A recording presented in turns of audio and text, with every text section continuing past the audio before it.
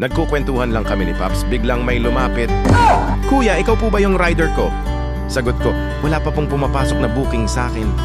Pero sabi niya, na-accept na daw booking niya. So sabi ko, tingnan mo plate number. Pinakita niya sa akin, ako pala yung nabook niya. Wala pa nga notification sa akin may net naman ako. Baka naglolo ko na naman siya. At sakto pa, nung i-start ko na sana yung motor, ayaw na mag-start. As in dead ma. Nag-try ako ilang beses, wala pa rin. Kaya sinabi ko na kay Pax para di siya malate. No choice na itulak ang motor papunta sa shop. Yung alam ko lang na trusted at medyo malapit, nasa Mandaluyong. Nagtulak na ako, hinihingal na. At ayun, sarado pa ay alabe dahil sa mga nagjo-jogging. Perfect timing talaga sa pagtutulak ko.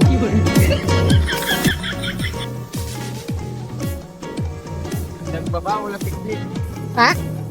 Ayaw mag-start eh. May nagbabawal doon na teknika na siraan niya at ayaw. Ayaw, di ma. Yes na talaga yung pinagbabawal na teknika.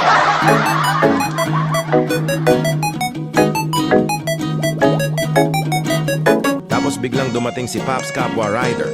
Tinanong niya kung anong nangyari. Sabi ko ayaw mag-start. Tinanong din niya kung saan ako patungo. Sabi ko sa Mandaluyong. Sabi niya sige tutulungan niya akong itulak. Nakakataba ng puso.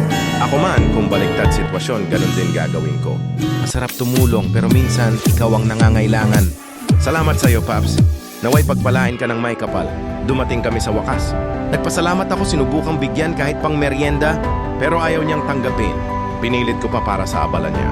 Pero talagang tumanggi. Paps, kung sino ka man, maraming salamat. Mag-ingat ka palagi sa biyahe.